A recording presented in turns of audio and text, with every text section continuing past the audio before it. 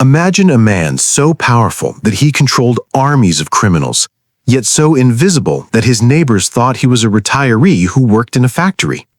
Imagine a boss so influential that he could order the death of a rival in another state, yet so sickly that he had to drag an oxygen tank with him to court. Now imagine this man winning his final battle against the US government, only to lose the war to his own body just 2 months later. This is not the plot of a Scorsese film. This is the true story of Frank Funzi Tieri, the first mafia boss in American history to be convicted under the RICO Act, a man who proved that in the mafia, the most dangerous weapon isn't a gun, but a law written on paper. To understand Frank Tieri, you have to erase the image of a flashy gangster from your mind.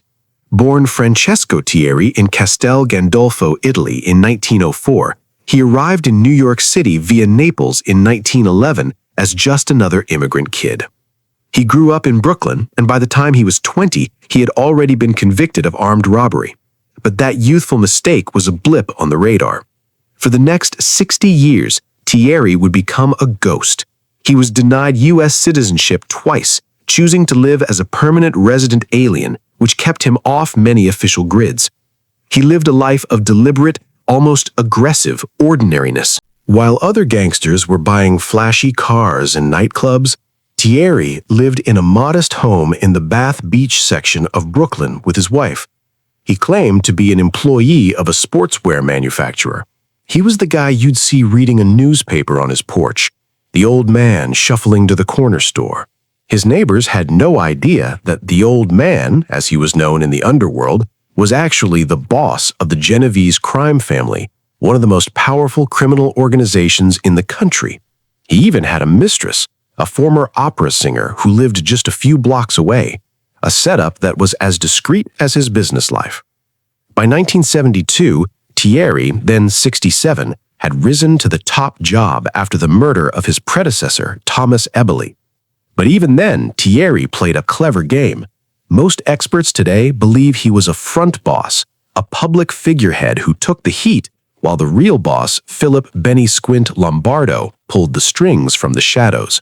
Tieri was perfect for the role. He was diplomatic. He was an orderly and smart manager who believed in sharing wealth and used violence only as a last resort. He was the CEO of a crime conglomerate, and he ran it from a drab house in Brooklyn. His most devastating move came in 1980, and it showed just how ruthless this quiet man could be. The New Jersey legislature had just legalized casino gambling in Atlantic City, turning the sleepy boardwalk town into a glittering gold mine. The problem? Atlantic City belonged to the Philadelphia crime family, run by a respected boss named Angelo Bruno. Bruno was old school. He didn't want to share his new playground with the New York families, and he refused to let them in. The New York families, including the Genoveses, wanted in. So Tieri devised a plan so cunning it would make a chess master proud. He reached out to Bruno's own consigliere, a man named Antonio Tony Bananas Caponegro. Tieri sent a message. If Caponegro killed Bruno and took over the family, the all-powerful Mafia Commission in New York would support him. It was the green light Caponegro was waiting for. On March 21, 1980, Angelo Bruno was shot dead in his car. Caponegro thought he was moving up, but Tieri had played him perfectly. The Mafia Commission had never intended to sanction Bruno's murder. He was too respected. By whacking Bruno, Caponegro had signed his own death warrant. He was summoned to New York for a meeting. 2 weeks later, his body was found in the trunk of a car in a New York lot. The killers had stuffed money, $20 bills, into his mouth and other orifices, a gruesome signal that he was killed for greed. The hit was a double whammy. Philadelphia was in chaos, removing the obstacle to Atlantic City, and the traitorous Caponegro was eliminated. New York walked right in. Tieri had just masterminded a murder that opened up a billion-dollar industry, but his luck was about to run out. For decades, the FBI had struggled to convict mob bosses because they were careful never to directly order a crime. But a new tool was about to change everything. The Racketeer Influenced and Corrupt Organizations Act, or RICO. This law was a game changer. It meant you could convict a boss not just for a specific crime, but for being the leader of a criminal enterprise. Tieri became the perfect target.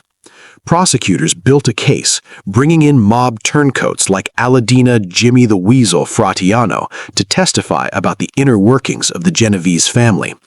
They painted a picture of Tieri as the undisputed boss, the man who authorized hits and ran extortion and gambling rackets.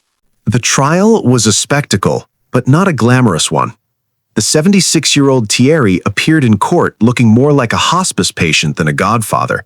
He was frail, using a wheelchair and dragging an oxygen tank with him everywhere. He even collapsed once during the trial.